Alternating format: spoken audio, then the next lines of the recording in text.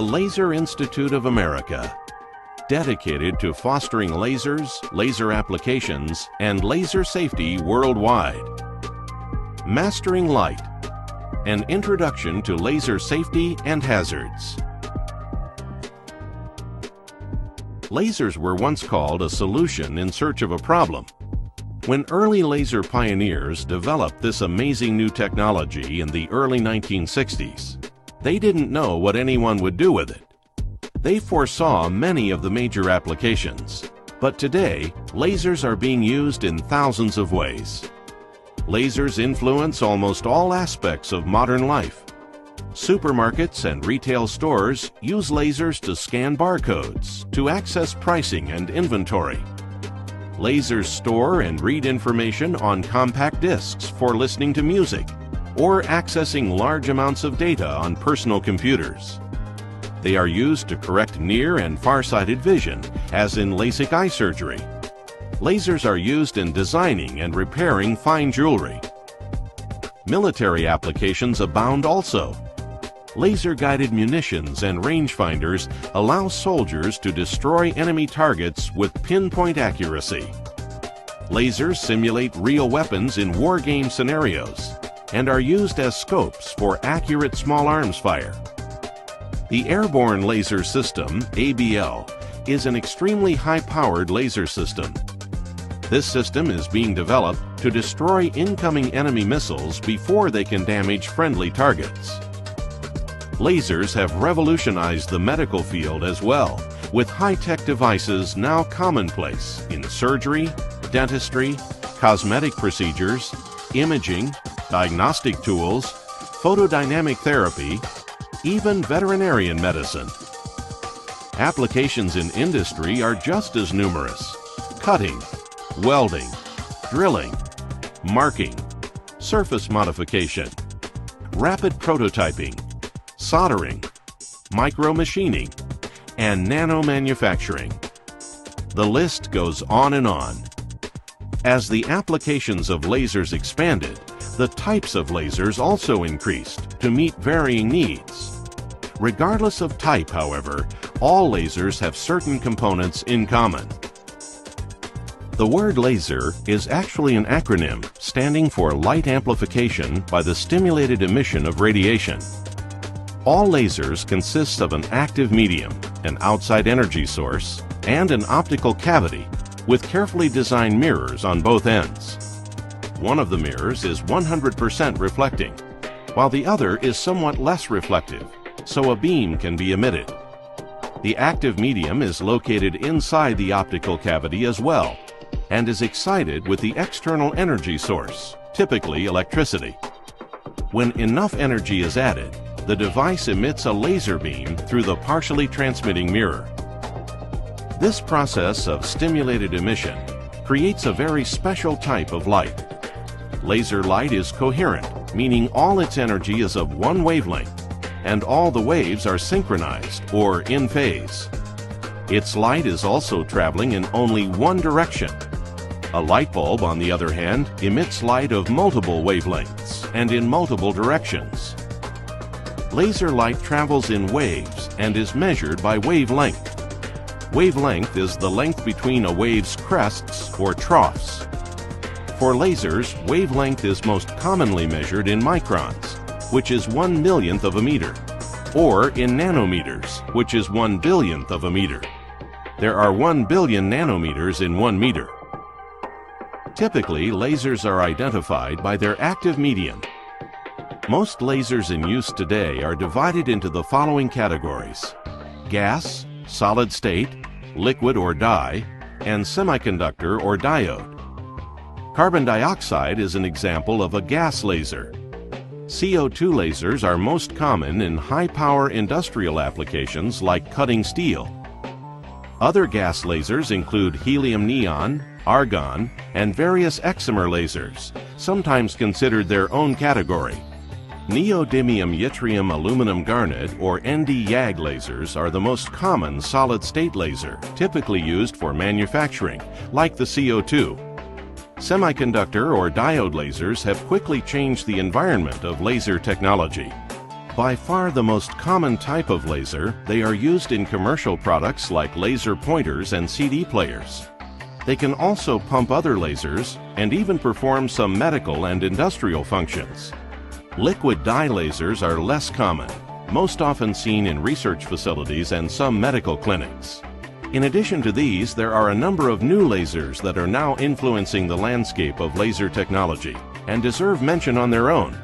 Ultra-fast lasers emit incredibly short pulses of radiation in the femtosecond and picosecond range. These lasers are used in micromachining and medicine. Another up-and-coming process would be nanoscaled lasers being used in nanomanufacturing. Quantum cascade lasers are a special kind of diode laser that are changing the way researchers think of diodes, the wavelengths and the power limits that can be achieved using lasers the size of a grain of sand or smaller.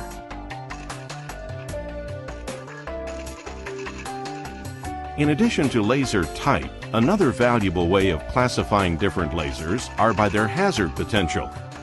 All lasers can be classified as Class 1, 1M, 2, 2M, 3R, 3B, or 4. Class 1 is the least hazardous and consists of devices in which the laser is not considered harmful. In an embedded Class 1 system, such as laser printers and some industrial laser systems, the laser is completely enclosed. Although the laser itself is of a higher class, the beam cannot be accessed under normal operation. Class 1M lasers are eye-safe except when viewed with optical aids.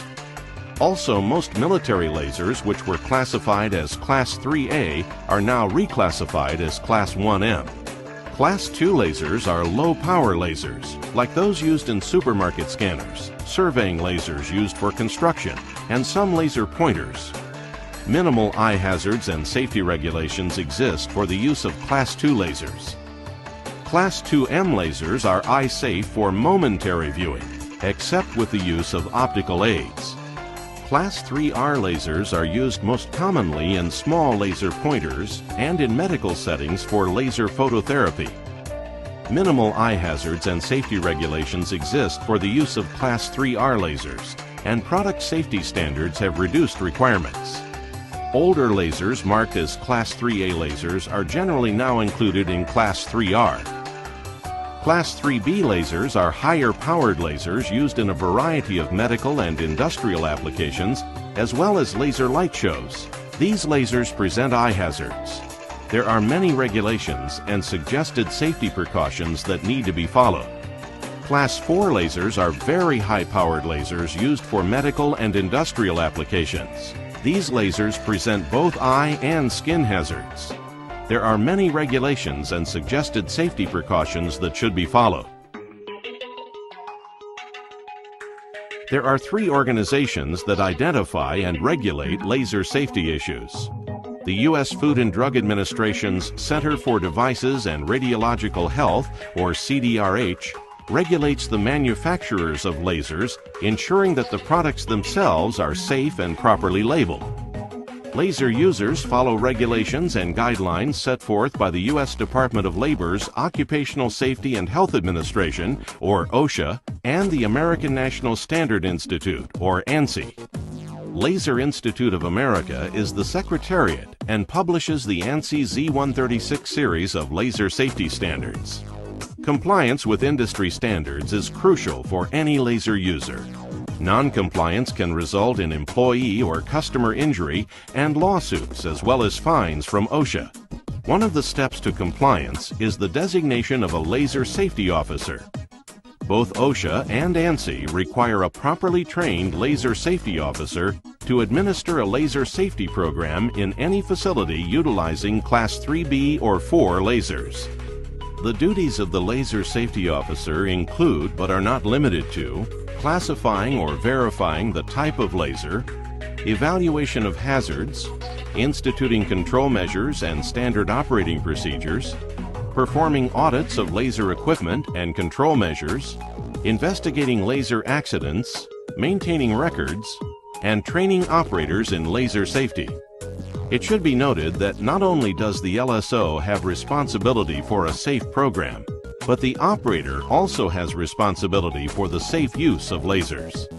Training for the laser safety officer must include the operational characteristics of a laser, bioeffects and potential hazards of the laser, requirements of laser safety standards, and practical controls for lasers. There are two categories of laser hazards: beam hazards and non-beam hazards. Beam hazards refer to the bioeffects of a laser coming into contact with eyes or skin by intrabeam or diffuse reflection viewing. There are three types of intrabeam viewing: direct beam, specularly reflected from a flat surface, and specularly reflected from a curved surface. Diffuse reflections, however, are not normally hazardous except for high-powered Class 4 lasers. Non-beam hazard refers to ancillary hazards associated with laser use. Some of the potential hazards include laser-generated air contaminants, electric shock, fire, explosion, chemical and plasma radiation exposure, ergonomic injuries, robotic mishaps, and accidents as mundane as tripping. High-powered laser beams can cause serious injury to the eyes or skin. In the eye, different wavelengths are absorbed by different optical structures. Certain wavelengths are absorbed by the cornea and can result in welder's flash or photokeratitis. Others are absorbed in the lens and can contribute to some forms of cataracts. Still others can transmit energy through the outer eye, focusing the beam on the retina. Such focusing can burn the retina, causing permanent vision loss. Radiation in the blue region of the visible spectrum can be particularly hazardous for long-term exposures. It can lead to reduced vision and a blind spot in one's vision. Though not as susceptible to laser radiation as the eye, there are also potential hazards when a Class 4 laser comes in contact with human tissue. Erythema, sunburn, skin cancer, increased pigmentation, dry skin, and accelerated aging are all possible dangers. There are two factors to consider regarding beam hazards: the maximum permissible exposure, MPE, and the nominal hazard zone, NHZ. MPE is the acceptable level of laser radiation to which a person may be exposed without hazardous effects or adverse biological changes. NHZ is the area surrounding a working laser where exposures in excess of the MPE are possible. These are the two most important calculations made by laser safety officers. Control measures is the collective name for the complete spectrum of actions that should be taken to avoid hazardous exposure. There are three categories of control measures: engineering, administrative, and personal protective equipment. Engineering controls are those that are built into the device itself, limiting the radiation emitted in some way. Administrative controls involve regulating the behavior of people around the laser. Lastly, personal protective equipment in most cases refers to specifically designed eyewear. The first rule of safety is never point a laser of any power or classification at anyone, except of course if required for a medical procedure such as LASIK eye surgery. When operating Class 2 or Class 2M lasers, caution signs and labels should be used. The design of these signs is very specifically described in the ANSI standard. Signs should be used to identify the area in which lasers are being used. Labels should be used on a device to identify its specifications and the aperture from which the laser radiation emits. Class 3R lasers also require signs and labels. The amount of control measures increases with the use of Class 3B lasers. In addition to signs and labels, a laser safety officer should be assigned and standard operating procedures, SOP, established. Generally, the specific content of the SOP is determined by the laser safety officer and the laser operator. Engineering controls for Class 3B lasers should include key control for operating of laser, an audible warning in addition to signposting, interlocks, effective beam stop, and protective windows or barriers. Administrative controls should include establishing a laser control area, limiting personnel who are potentially exposed to radiation, specific beam alignment procedures, and proper training for laser operators, deputy safety professionals. Personal protective equipment for Class 3B lasers include eyewear that is appropriate for the power level and wavelength. As the most potentially hazardous laser classification, Class 4 lasers shall have all the above-mentioned control measures. In addition, control measures should include remote firing monitoring, emission delay, and PPE that protects the skin as well as the eyes. Storage of eyewear is an important issue. Many laser professionals have received injuries from wearing inappropriate eyewear. Facilities often use multiple lasers with different power levels and wavelengths, yet all eyewear is kept together. The LSO needs to ensure that eyewear is labeled and organized so operators can easily find and use it.